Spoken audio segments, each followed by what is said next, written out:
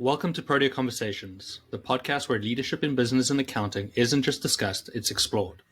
I'm your host, Zane Stevens, and thank you for joining me as we delve into the minds of some of the most influential leaders in the industry. Our journey is one of discovery, from unraveling the unique stories that shaped our guests' careers to the invaluable advice that fueled their success. We're here to provide you with simple, actionable advice to accelerate your career and personal growth. Whether you're a budding professional or a seasoned executive, these conversations are designed to offer insights and perspectives that resonate with everyone. So tune in, engage, and be inspired as we build better leaders together. Welcome to Protea Conversations. Today we're thrilled to have Mark Corum with us, a visionary who seamlessly blended the world of bookkeeping and technology to create solutions that transform the accounting industry. Mark's journey began with founding a bookkeeping company where he specialized in assisting digital marketing agencies. Despite the satisfaction of analyzing financials and client interactions, the burnout from the operational aspects led him to a pivotal change in his career path. In 2020, Mark took a leap into programming, a move that felt not just right, but natural, quickly finding his footing in a startup and later contributing to a nonprofit's mission to provide jobs for the blind. However, it was the integration of his bookkeeping expertise with his newfound programming skills that truly ignited Mark's passion. The fusion materialized as MonkBee, a Chrome extension designed to enhance QuickBooks Online and addressing the specific needs of bookkeepers. But Mark didn't stop there. His continuous engagement with accountants and bookkeepers online, understanding their challenges and developing effective solutions led him to his latest venture, collaborating with Hector Garcia on WriteTool. The browser extension is not just an improvement of QBO, it's set to revolutionize how professionals engage with accounting software and, by extension, the accounting industry itself. Join us as we explore Mark's inspiring journey from bookkeeper to tech innovation, his insights into developing user-centric software, and how his work is shaping the future of accounting. This conversation is about passion, innovation, and the power of merging skills to create something truly impactful. Mark, welcome to the show. Hi, Zane. Thanks for having me. It's great to be here. Yeah, it's great to have you. For anybody that hasn't met Mark, either online or in person, you really are missing out. Mark is probably one of the nicest people that I've met in the accounting industry since moving to the US. And I always appreciate an opportunity to bump into him at a conference and just have a quick chat. Always got a smile on his face, always very positive, and I really appreciate that about Mark. Yeah, and I appreciate you as well. I definitely, you're one of my favorite people to interact with online just because I love your general mission. It works very well with mine, which is, spreading kindness and everything, which is, I don't know, I think the main point of life at this point. Yeah, and I appreciate that. And I always feel a little like at times, is it a wasted message? And when I hear comments like that from you or others about it, how they appreciate my angle on kindness, it makes me smile inside, which is the most important place to be smiling. And it's a lesson I try to teach my kids on a daily basis. And I wish there would be more people in the world that are willing to take up the action to be kind. So I appreciate that. Yeah. So I gave a bit of a mouthful on who you are, and it is a really interesting story. And I'd love for you to sort of give us the version of it from Mark's eyes and how he sees his career. Yeah. As far as my career is concerned, it's really just a thing where I knew from the time I went into college that I wanted to build something of my own rather than, work somewhere necessarily the way traditionally those kind of things go. I jumped from a lot of things. Like, I went to school and I went for accounting because I was like, well, it's my backup thing. If it ultimately comes down to it, I'll always have the accounting skill to back up. And also I just wanted to have that skill because I knew I wanted to be in business and I knew that would be helpful. From there, it took off into me doing all kinds of things that had varying levels of success. I did a, pooper scooper business where I'd literally clean dog poop from people's yards. I was big into dogs when I first started. So I was like, I'd do a dog training thing when I first started. I mean, there was a whole bunch of things I ultimately ended up going with. It turns out marketing isn't my strongest suit. Believe it or not, especially if you've seen my LinkedIn as of late, I am just so amazingly good at social and, putting the name out there and everything. So Admittedly, that was a big holding back moment for me in that particular time period. Yep. But yeah, I always just kind of went with what I was like, what am I interested in the moment, which was interesting. But eventually that I did go to a graduate of accounting, had some reasonably good success with the bookkeeping company that I created afterwards. So I was actually happy about that. I like to say that every time I started a new business, it was a little bit more successful than the last time, which was always kind of my goal in the first place. I mean, I think that's just like a good goal for anybody, right? Just be a little bit better each time you try something out, or if you try something new, be a little bit better at it, and hopefully you eventually find your way. Yeah. And I mean, I often joke with my fiance about how the goal in my life is to gradually spend more and more money on learning the next thing. Because, first it's like, oh, here's like a $5 course on how to do this. Oh, here's like a $90 course on how to do this. And eventually it just like leads up until you're like, oh, yeah, here's a $20,000 course on how to do this. And I'm like, okay, yeah, I guess this is where I'm at in my life now. So it sounds like you've always had an entrepreneurial mind, though. I mean, is this something that was there before you started, like in high school or even younger than that? Or is it something that sort of came out later in life?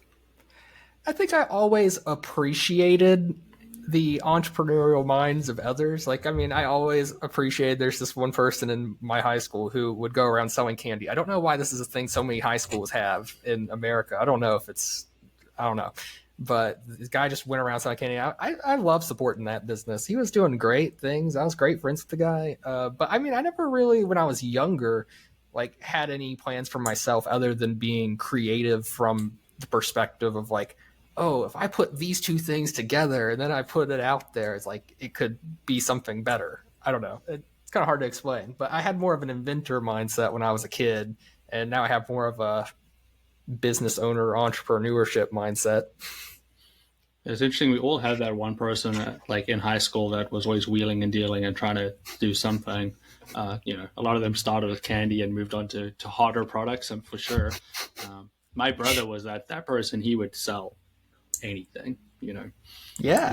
He would. There was these like, he used to get these like tokens in like bags of crisps, and he would just like use that and then sell the tokens for more than the bag of crisps and buy more, and then just keep selling that way. He made a fortune. It was ridiculous. Like it was stupid because the kids could just go buy the crisps and get the token. It wasn't like any of them were rare or anything, but he had a way to convince them that this was the quickest and best way to do it. I mean, I guess you don't have to go to a store. You're basically just like Amazon at that point, except for it's with, I don't know, 2-second shipping. So yeah, there's always those people. But let's jump in. I want to know about this pooper scooper business a little bit more. Yeah, so this was kind of in a weird time of my life. I don't know exactly what brought it up, but I was so gun-ho for it at the time that I was doing it. No pun intended. And it was literally called, I think it was Stinky Free is like the name I came up for it. It's a good name. And yeah, I thought it was pretty good. And, I had like my own little logo and everything. And I made some of like my favorite to this day, like little, I don't know if it was a brochure. It's not a brochure, but it's like it's almost like a business card if it was the size of a piece of paper. Like those pamphlets they hand out on the side of the street type situation. Yeah, pretty much, kind of. Yeah. And it was like, I was really happy with the design of it and everything.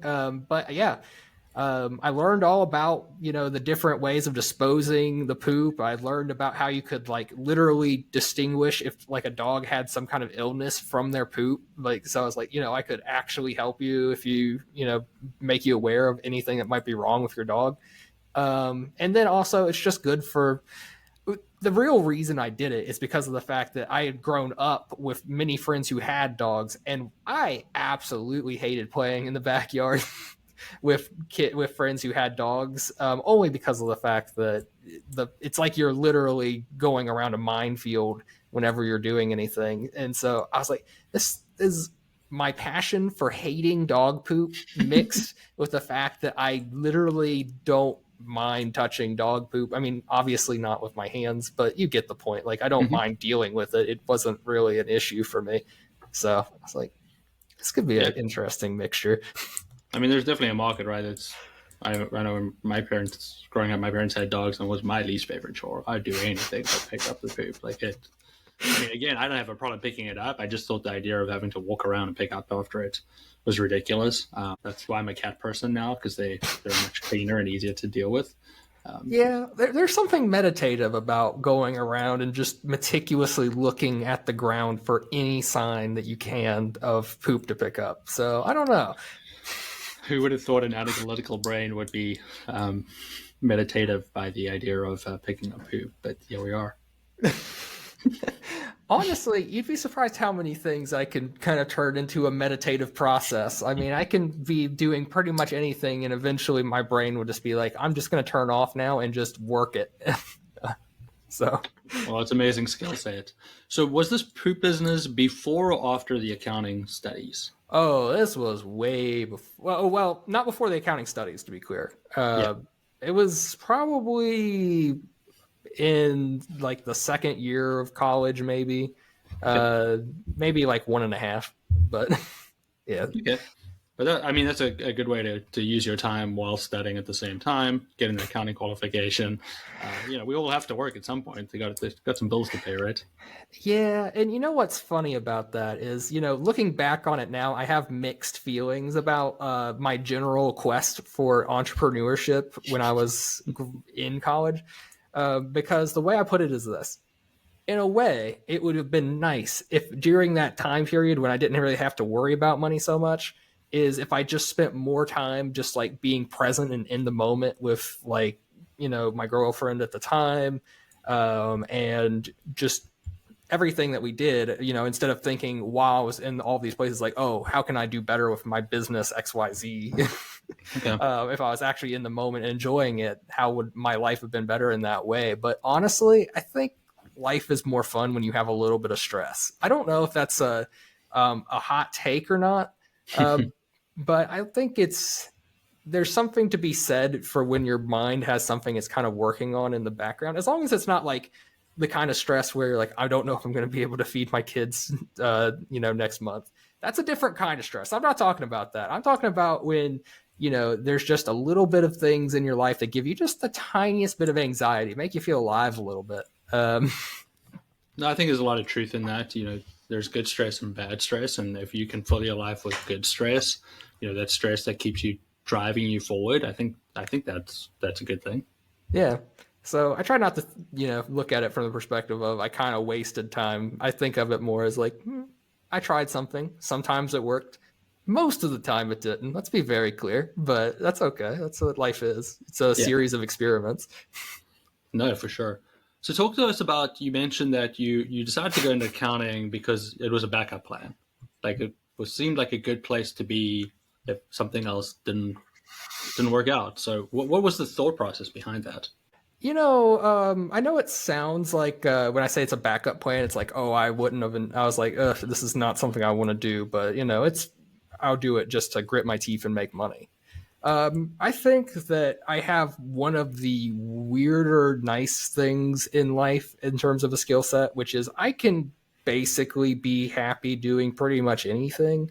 So I can find something to enjoy about pretty much anything I worked on in school or otherwise.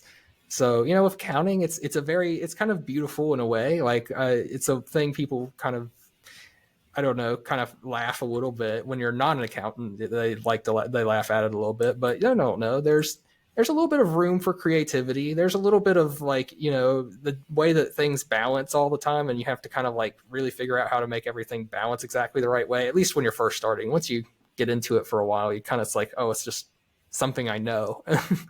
But a lot of it is, how everything works together and comes into view into the full financial picture. I don't know. I like that. I thought that was a really cool thing. As far as like my thinking on it in terms of having it as a backup was not because of that. It's just because of the fact that I literally took career tests and they're like, you'd probably be a good accountant. And I'm like, you know what? I don't know what I want to be enough to know that I wouldn't want to be an accountant. So why not? Yeah. Those are all great points. And part of it, I like the idea that that's sort of a backup. I think accounting is one of those careers that if you are able to grasp the concepts, it is a good place to sort of build a foundation. Understanding accounting for me helps me understand businesses and where businesses are coming from a lot more as well. So just from a sort of grounding in what any direction you want to take, there was no ways when I went to go study accounting my first day that I was like, I'm going to have my own outsourced accounting company in a different country from where I'm living right now. Like, that type of stuff doesn't just happen. But because I've got that accounting qualification, I had a basis to be able to build from it. And I think, I've put this out on social media a lot. I think everybody should do some sort of an accounting course, even if it's just accounting 101 or introduction to bookkeeping, to understand the basics. Because there's a lot of it if you're running a business, to be able to understand what you're looking at and understand if your business is doing well or it's not doing well. Yeah, exactly. I mean, I'm right there with you. I think everybody should have at least some level of knowledge about it, if for nothing else, just to have. This is going to sound weird. I'm just going to give you a whole bunch of weird opinions today, and we're just going to accept it, I guess. Having empathy for businesses in general, which is something that I'm not necessarily a huge proponent of, just because I think a lot of times there are big businesses or even small ones that are taking advantage of certain things or, cutting corners where they shouldn't be. But I do think that there are times when, because of a lack of maybe understanding the way that finances work in an organization, that people will criticize companies of all sizes for things that they do without really thinking through why they might be doing those things. So there's my big corporate sponsorship message, is that, oh yes, have empathy for the big corporations sometimes. I don't know how way to take that one, so I know it was a weird thing. I don't know. It's always surprises me. Even in like school, like in my last business class, I was like, I'm surprised by the number of people who are like, oh yeah, because the last project we had was like, oh, what would you say if you were consulting for this company? And a surprising number of people had suggestions that were just not even remotely in the realm of like something a business could do for the sake of profit. Like, it's like they didn't understand the idea of profit.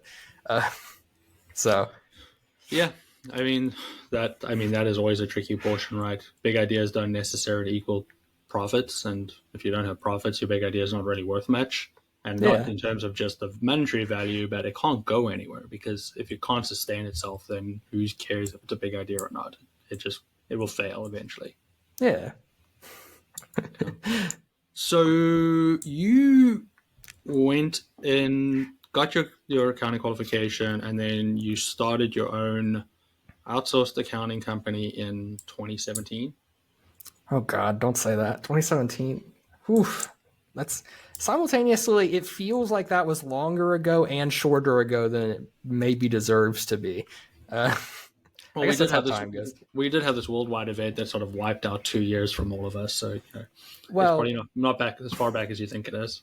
Which is funny, because I transitioned into doing programming from bookkeeping before, like 3 months before the world decided it was going to, go sick and just completely wild. So it was not a thing, even though I changed over to programming in 2020, it was not because of the pandemic, to be clear. I know a lot of accountants probably left around that time. They're like, oh my God, I'm tired of dealing with all the, legislation and all the crazy crap that's going on right now. That was not what it was for me. I was out the door in the late end of 2019. I was kind of like, you know what? This is not for me. But you did have the business for a while, and there is a little bit of overlap. So you were dealing with digital agencies, helping them with their bookkeeping. Tell us a little bit about that experience. The best way I can put that experience is it was probably one of the most impactful times of my life. First of all, it was the first time I had a business that was even like remotely successful. So it actually gave me the little bit of confidence to be like, I can actually succeed at this and making my own thing. But the second part of it is, it was just really fun. I mean, and this is probably why I got burnt out a little bit, but a lot of the people who I ended up working with, I ended up becoming basically friends with. And it was just really cool to see what they were working on. And it was cool to be able to like help them out whenever I could. The flip side of that is if anything ever went wrong, I would feel it pretty much just as badly as they did. I guess the dangers of being an empath. Okay, now I'm not saying being empathetic towards companies. That's just a road to ruin. But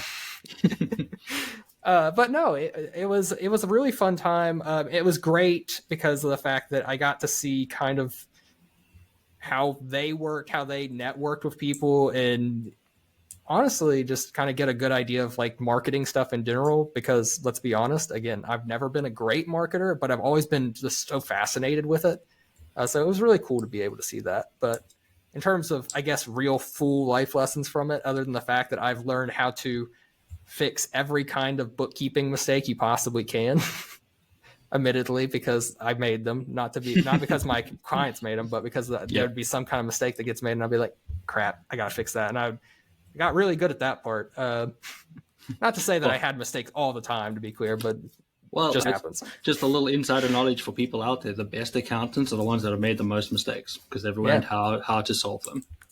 Yeah, which is funny because I never really fully got on board with making mistakes until I did programming. And then that's when I was like, you know what? If it's actually something my mom would tell me is like, if you don't make mistakes, you're not doing anything. So I've always kind of tried to keep that in mind whenever I do make mistakes or whenever I do like worry I might make one, is that like, well, if you're doing everything perfectly, then you're probably not doing something worthwhile. Yeah, you're definitely not growing if you're getting it right every single time. It's just not possible. Okay, so we had this bookkeeping, you got way too involved, got into the businesses, the empath of it, that you are, just got in the way a little bit.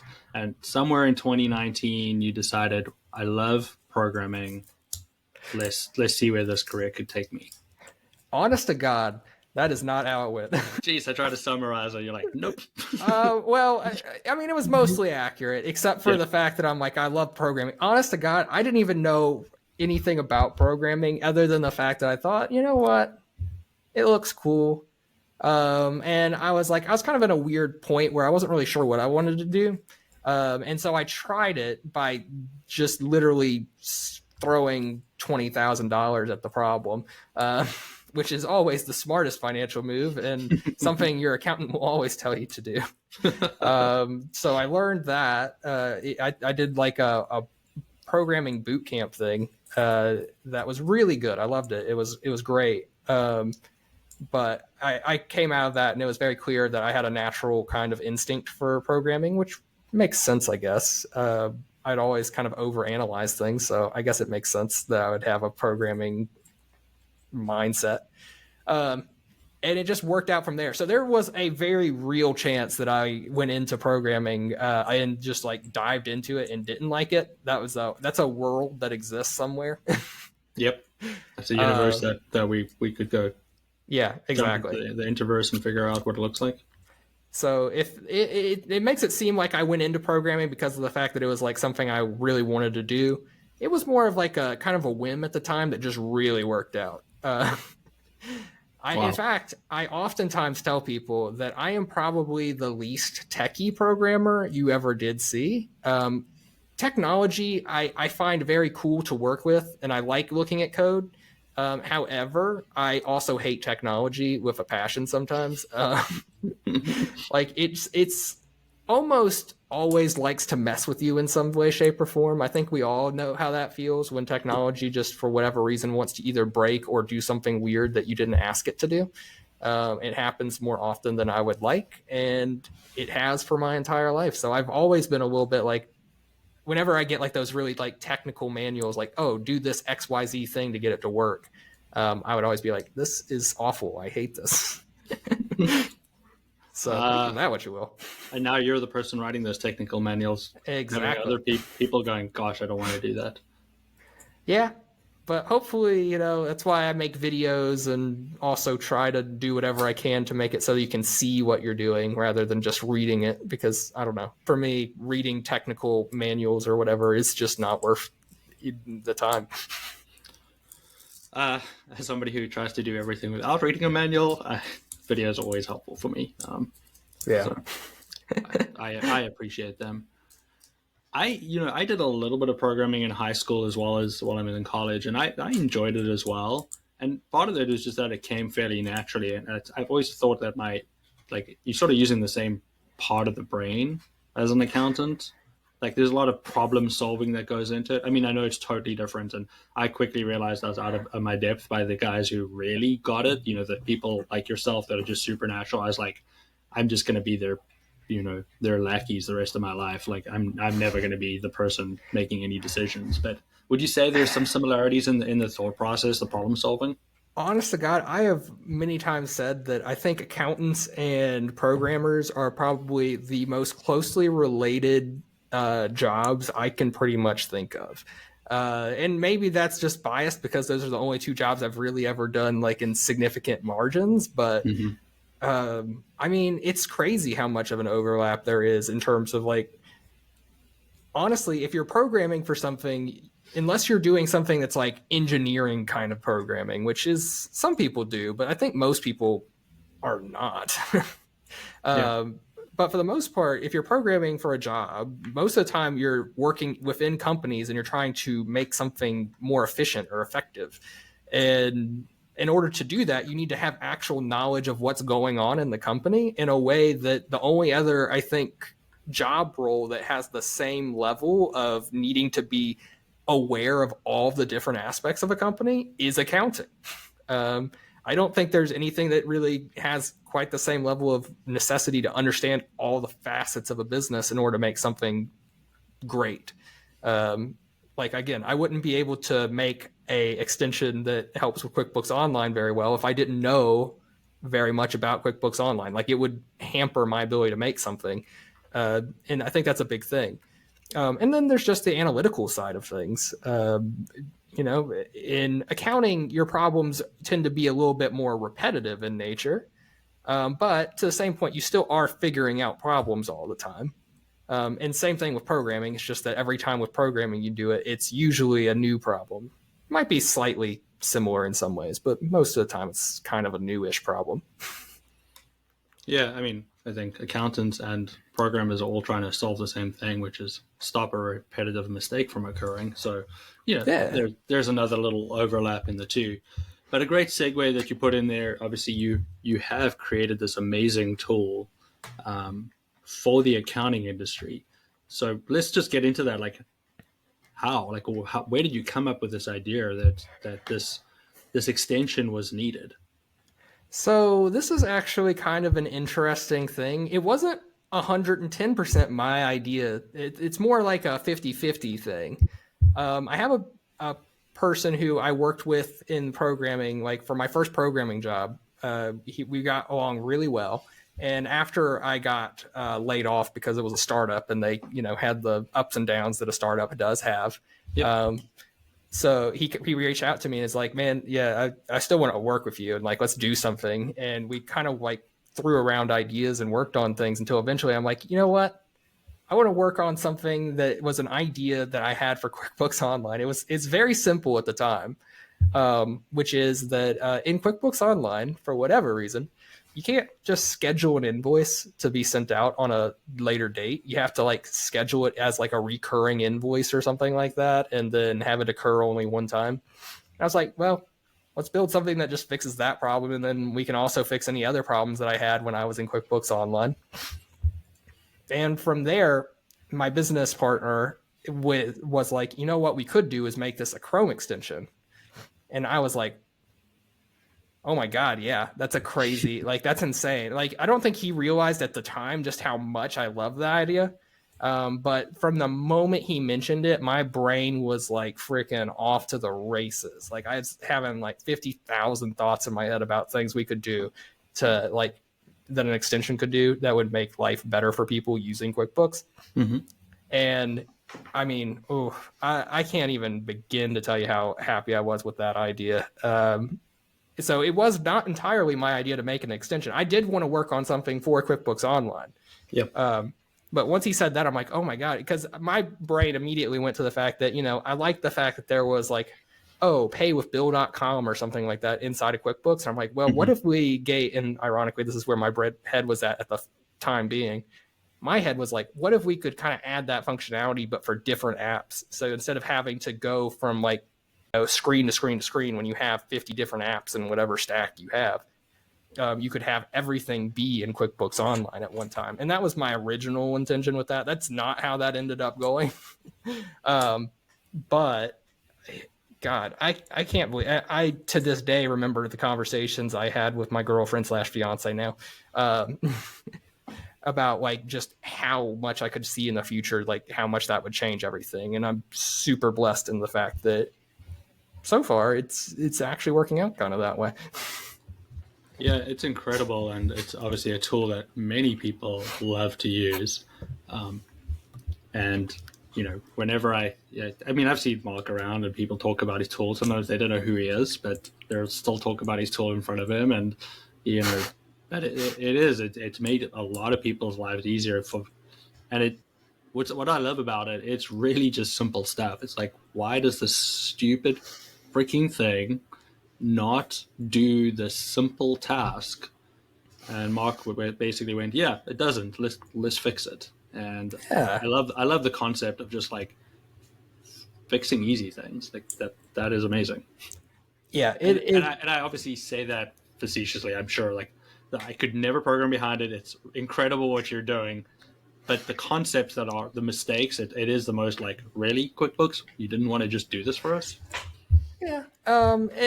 And to be fair, I think that anybody could, if they really wanted to, could program. I don't think that anybody who programs is any smarter than anybody. In fact, I would say that people who do accounting are smarter than me because they have more. I couldn't do it. I couldn't cut it. So I mean, not that I consider smartness to be like an inherent thing, anyways. But in the same vein, I'm just like, we probably could do it if you wanted to spend, the amount of time required to do it. Yeah. But as far as the simple things, I mean, I think it's an important thing for users, honestly. QuickBooks, by the nature of the beast that it is a very large company. And the only thing that they can really do right now to make it so that their stock price goes up measurably is to work on big things and make it big ideas that bring in lots of new revenue, which is great for them. But for people who are doing the day-to-day work inside of QuickBooks Online, that's not exactly what you want to hear. You want to hear they're going to make, this XYZ thing like 10% better. Like your life will get 10% easier after this update. That's what you want to hear as an accountant. Yeah. But that is not what QuickBooks has like really in mind. So it's just a thing where we're like, okay, well, maybe it's just up to the accountants to bring in our own stuff to make that happen. And it's been very freeing in that way.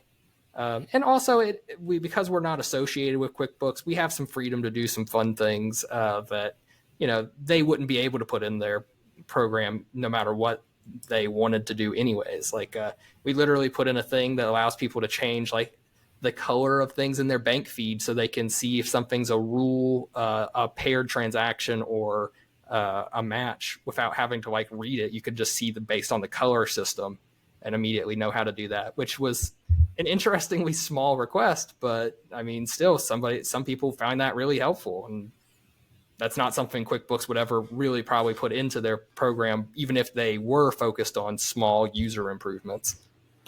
Yeah. I mean, I appreciate everything you said there, but it is one of those, like, QuickBooks always say they want to help the small accountants and the small businesses, and it's like at the same time we all understand it's all about profits. And I mean, I shouldn't get too upset when they have running Super Bowl ads that they just paid for with a fee extent increase. I definitely think that their accountant viewpoint has come a little bit to the wayside. I think there was a time when they were focused on accountants, but I don't know if that's still the case. But not to get too down on them. I mean, they're a company like any other. They're just trying to do what is best for their company, and I might disagree with that, but whatever, it's fine. If they can still continue to raise prices and people still pay them, then who am I to say? Yep, I agree, and I'm one of those people that continue to use them because I think they're the best platform out there for small businesses. So Yeah, I'll just keep going with it. I do want to talk a little bit more about the tool and some of your favorite things the tool does, but let's quickly talk about one of those big career moments where you were sort of picked up by Hector Garcia, who obviously is Mr. QuickBooks himself. Yeah, that was actually an interesting development I did not see coming when I first started this, if you can imagine. So, of all things, actually, I was posting on LinkedIn to kind of like show Monkbee a little bit more. Because again, marketing is a thing that I needed to work on, and I was actually doing a pretty good job of it. I was pretty active on LinkedIn for that time period. Yeah, great job. Yeah. And so I was posting, every once in a while I'd post videos of Monkbee. And one day, out of the blue, Hector likes a video and then maybe commented on it. Like I saw the first like and I was like, oh my God, Hector Garcia freaking liked my video. And then he commented on it. I'm like, oh my God, Hector Garcia freaking commented on my video. And I was like, man, this is a freaking great day. Like that's where it kind of ended for me. And then like later that day, or maybe it was like the next day, I don't remember. It's one or the other. Time goes by fast when things like that happen, I guess. He reached out to me and was on LinkedIn and was like, hey, this is really cool. Would you think about like working on something kind of similar with me? And I mean, honest to God, I didn't know what he meant when he said it, but I was like, yeah, sure. I mean, I guess he didn't expect me to know who he was, because I think in his world, like when I tried to reach out to programmers before, most people he worked with or tried to reach out to were programmers who were programmers, not programmers who were bookkeepers. So yeah. I knew him well enough to know exactly who I was talking to. So I was pretty excited at the time when he was like, hey, you want to work on something with me or kind of partner up on this? Yeah. And I was like, yes. But it wasn't 100% a guaranteed thing when it first came up. He's like, hey, let's talk on the phone. Let's talk about my idea. And he gave me his idea for a right side toolbar. And he's like, let's give it a month and, make an MVP for me or something like that. And in a month, we'll kind of discuss it and move forward from there. I, being way too excitable and also just enjoying the process of making the extension in the first place, decided I was going to do that it took me about 3 days to get everything working with exactly the way that he wanted it to. I reached out to him like, here you go. Here's the thing that you asked for. And he was very happy with it, but also we still weren't like sure. I don't think we were completely in sync on the timeline. And so one of the features he wanted me to make was the ability to paste from like copying, like if you copied an Excel spreadsheet and pasted it into a journal entry, he wanted to be able to do that. And I had actually already kind of got that working when I was working on his MVP, but I wasn't sure if he meant he wanted to continue working on Monkbee or if he wanted to create something new. So I just put it in Monkbee and released it. And that unintentionally got his attention a little bit more than I intended. He's like, oh man, you're already putting this out in Monkbee? I thought we were talking about doing this. And I was like, oh, okay, sorry, there's misunderstanding there. And from there, like at first I was kind of like, man, I hope he kind of responds back as fast as I respond to him. But that was really what got him to be like, yeah, let's get on this project and like, let's make it work now. This guy's going to run with my idea if I don't exactly catch up with him. Was not intentionally kind of being a skis bag about it. It just happened to be that I kind of misread the room a little bit, but it worked out for the best. So I'm like, I'm happy with it. Yeah, that's incredible. And yeah, Hector Garcia, if you're in the accounting space and especially the QuickBooks world, he is like the guy when it comes to QuickBooks and has been for a long time. So, yeah, I mean, amazing recognition for what you were doing. What is your favorite, use case for Writeal? That's such a hard thing, but there's so many. The way I put it is a lot of apps are laser pointers, and Writeal is a Swiss Army knife. it does a lot of little things really well, as opposed to most apps which do one thing very well. Yeah. But as far as my favorite thing, I would have to say, and it's a very simple thing, but I like it when I'm opening reports, it opens up in new tabs. That's just what I like to do. I like the fact that, I don't have to lose my place in the report that I'm working on whenever I open a report in QuickBooks, which sounds like it should be something that's already not a problem. But as some people know, it is a problem. So I don't know. It's little simple things I think that make me happiest, and I think that's true for most people. It's like I can put in all the craziest features in the world. Like like we have a batch editing feature that I really love. I think it took a lot of effort to figure that thing out. But at the end of the day, I think a lot of people, like, their favorite feature is just the fact that in the bank feed we put a button to Google the memo. And literally it just opens up a new window that's like really small, but just shows you the top search results for Google. And that's like some people's favorite thing. Super helpful. Yeah. So especially for those clients that don't give us backup. So that is changing people's lives right there, one click at a time. Yeah, exactly. So tell me, as a bookkeeping programmer, just all-around opinionated guy, what does your day-to-day look like?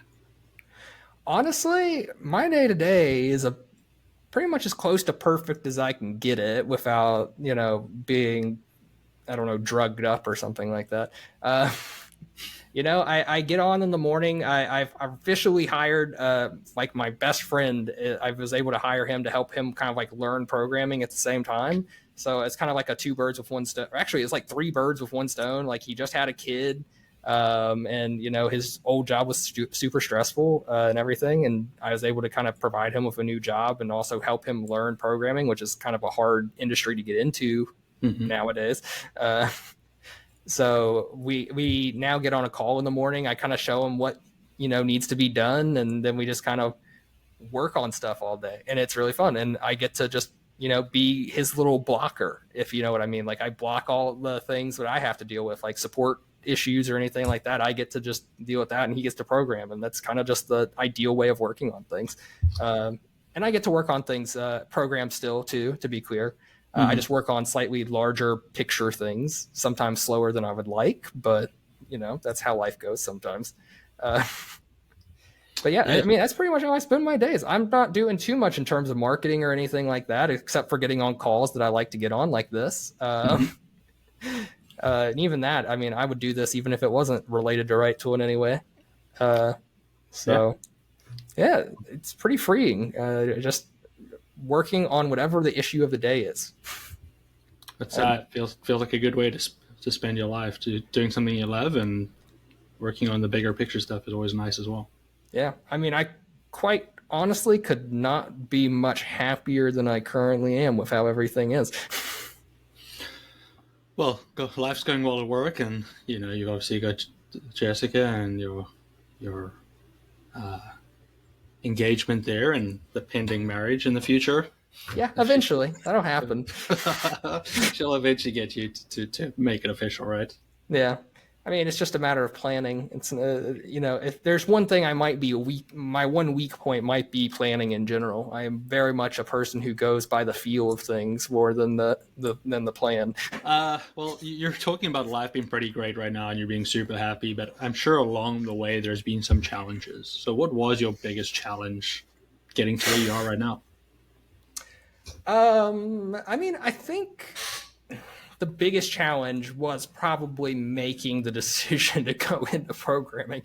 That was a tough moment in my life, because at that point I was so burnt out on like the idea of entrepreneurship. At that point, I've been trying for what I think was probably close to 8 years or so at that point, to get something off the ground. And then I finally did. And then when I did, I didn't really get to that level that I was really hoping I would be at that time. And so I was like, can I really make this change? Can I go into something else? And then also I was kind of resigning myself a little bit. I'm like, you know what? I'm just not going to do anything entrepreneurial again. See how that worked out, obviously. But I was like, I'm going to get into programming, and I'm just going to work a job, and I'm just going to be like happy to have a job. Well, It turns out that I guess a weird layoff helped you get back to where you belonged. actually it did not, believe it or not. The layoff just meant that I had like a little bit of time, which I mean, I guess it did help insofar as the lead programmer from that company did reach out to me and we started working together. Yeah. So in that way it helped out. But in terms of entrepreneurship, I still wasn't in that like zone yet. Okay. No, I worked on the next company, and then actually, if I'm being quite honest, I'm accidentally an entrepreneur. I give much credit to my business partner, my programming partner, because honestly, I don't think I would have done anything new if it wasn't for the fact he explicitly reached out to me. And I was like, you know what? Why not? I'll do something. And it really did work out. Otherwise, I probably would still be in a job to this day. And I would probably, it was a very sad thing for me because I love flexibility of schedule to such a degree that it's insane. Like I want it to be a thing where if it's nice outside, I can be like, you know what? I'm not going to work today. And I'm going to go outside and have time, enjoy the sun while it's out. Yep. And that's just something I could never get behind in a company. The idea that you just had to be there from like a certain time to a certain time. It's soul crushing for me personally. I'm sure everybody feels that way to a degree. Yep. But for me, it's almost overwhelming. Yeah. I mean, I didn't realize how much I disliked it until I wasn't doing it anymore, and moved away from this input-based world to an output-based world where as long as I get my job done, people are happy versus how many hours are at your desk today? Oh, only 14? That's not good enough. You should be more longer. Yeah, that's an insane way to live, honestly, for me. Yep. I try to put that into into my culture. I mean, admittedly, it's easier when you only have one person working for you, to be clear. So I get that as you get bigger, that's a little bit harder to maintain. But I'm hoping that I can maintain this culture of, you know what, you're an adult. You do what you need to do for the day. And, if you're doing good, then you can do whatever you want for all I care. But yeah, I'm basically like myself. I'm just like, you know what? I'm done at 2. That's when my brain is done, is about 2 o'clock. I'm like, yep, I don't have it in me to work on anything of value anymore. And that's just a great feeling to have. And I mean, you've basically given us a great leadership lesson there as well. If you're setting the example of, work hard when you are working and, take the time for yourself when you are, like, that's a good lesson for anybody that's working for you. And that creates culture, and good cultures like that tend to create good environments that create good businesses that tend to be successful. Yeah. Now, and I also have the somewhat nice benefit of the fact, and this is something that I think accounting companies can do as well, or any company can do as well, if their prices are in the right zone. Which is that, I don't know, we have the money to be able, or we have the money coming in, that it's not like every second of lost productivity is hurting us. You know what I mean? Like it's not a big issue if like one day I'm feeling my best and I'm giving out like the 100% most perfect code. And some days I'm just like, oh, I'm going to do one thing that's actually helpful today. And that's pretty much it. A lot of freedom comes from having the cash flow to be able to do that. Yep. Cash flow creates freedom, that's for sure. What are your goals in the short term for the business as well as yourself personally? That's a tough question for me because, as I said, I'm pretty much about as happy as I can be at the moment, which is like such an un-American answer, to be quite clear with you. Yep. Like in America, it's kind of like you're never supposed to be satisfied. You're supposed to always be like more and more and more. Honestly, in terms of business, there's really not much in terms of like short-term goals I have other than just working on the next thing that I feel interested in working in.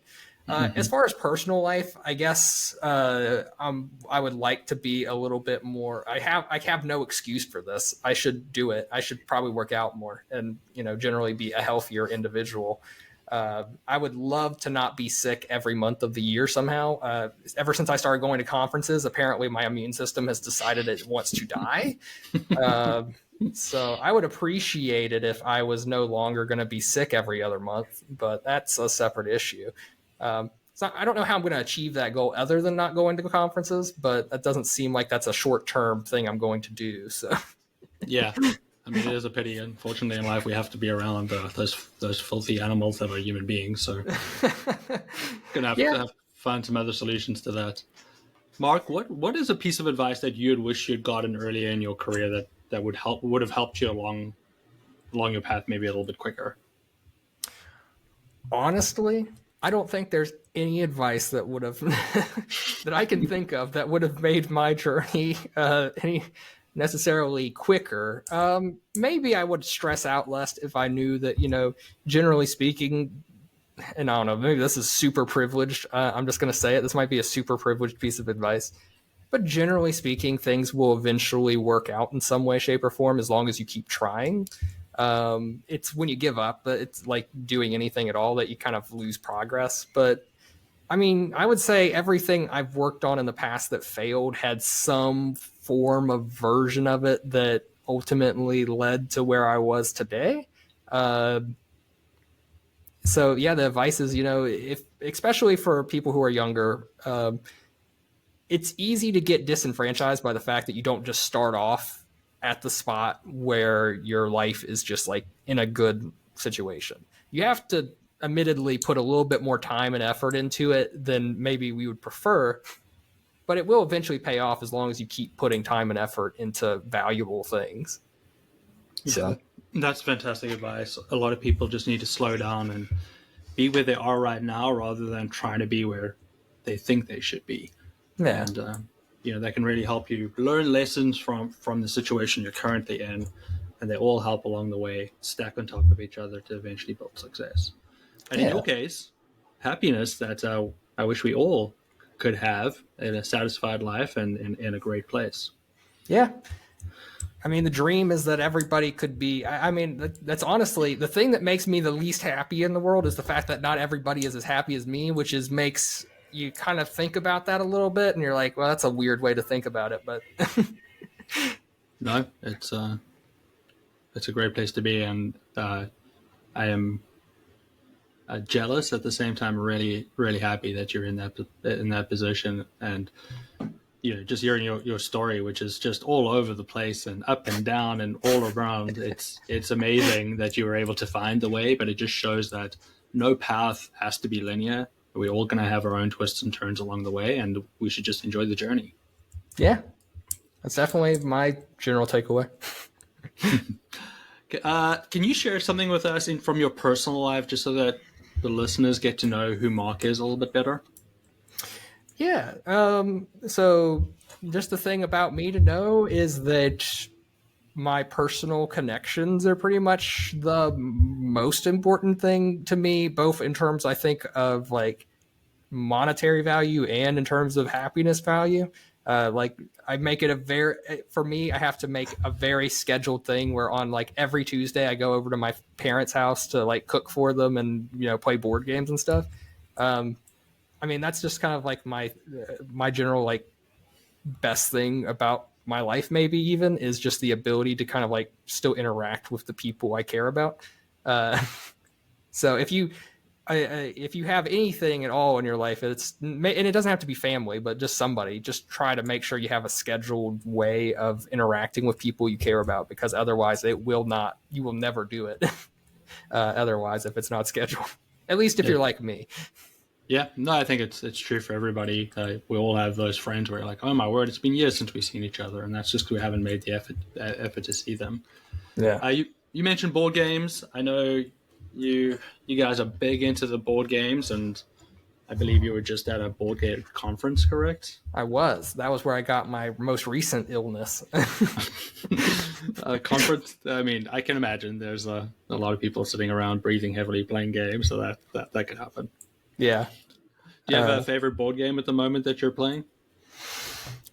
A favorite board game at the moment that I'm playing. I'm going to not say my favorite board game because that's a hard answer question for me, but I am going to answer with what my mom's favorite board game is, which is we just recently picked up a game called Fiction, and it's like a Wordle game, but you get to there's like one person who's the clue giver, but and it's hard to explain over this, but you, as the clue giver, you get to lie about every single time they make a guess, you lie about one thing. And they have to kind of figure out what you're lying about and what you're not, while also still trying to solve the Wordle. So it's a very interesting dynamic, and it's not something that's necessarily everybody's cup of tea. But if you're like a real Wordle lover, like my mom is, then it's like honestly one of the best games around. It definitely sounds interesting, and I will give it a look. I see it popped up on boardgamegeek.com, so I will take a look at that after our call today. Yeah. Mark, this has been great. At Protea Conversations, we like to end with some rapid fire questions. I have 5 questions for you, so if you're ready, let me know. I mean, I hope I'm ready. We're going to find out. They're all really easy. Number 1, what would your death row meal be? Bougie, but steak and lobster, honestly. I can't go wrong there. That feels like a great option. Do you prefer mountains or the ocean? Mountains, because they fill me with a sense of awe that the ocean just does not to the same degree. What is a quality you appreciate in good friends? Effort. Just in general, I think that's what makes the world go round, is when people put effort into showing you that they care about something. Do you have a favorite book that you would recommend to anybody to read? A favorite book that, oh my God, I know the name. I don't remember what the name of the book is. Oh my God. Is it The Happiness Paradox? I think might be what it is. Crap. There's I think it might be that. My girlfriend / fiance got that for me for one Christmas, and I did not think I would like it. And I loved that freaking book. It's basically all about how, like, people think that being happy is a result of kind of like things being great, but oftentimes things are great because you're happy. So I really love that book. It's a great read. I pulled up a quick synopsis. It says, in essence, the paradox of happiness states that if you strive for happiness by direct means, you end up less happy than if you forgot about happiness and focus on other goals. Ancient wisdom advises us not to pursue happiness directly. Yeah. I am definitely adding that to my reading list. Last question. If you are stuck on a deserted island, what 3 items would you bring along to survive? If I'm stuck on a deserted island, and I guess the question becomes, can you bring things that don't currently exist? Because if I could bring like one of those Looney Tunes, like black holes or something like that, you can just throw onto the ground and it just appears wherever you want, then I don't have to be on a deserted island anymore. Well, this is your reality, so it's in your answer, so I'm happy. Looney Tunes black hole to solve all your problems. Yeah, exactly. I mean, and then the rest of it, I mean, I don't know. I guess I'll just figure out somebody who needs something and be like, hey, what do you need? And then they can have the rest of the 2 wishes or whatever. We're going to do this genie style. I wish the genie to be free, basically, will be one of my wishes there. Mark, it's been great to get into your mind a little bit. Definitely that last part is where you're like, okay, maybe I invited the wrong person on. He might be insane, just a little bit. Maybe a little bit, but it's been fantastic. Yeah. And with that, we end another Protea Conversations. Thank you for joining us in this journey of learning and inspiration. Today, we've gained insights from our guest and taken another step towards understanding the diverse tapestry of leadership in business and accounting.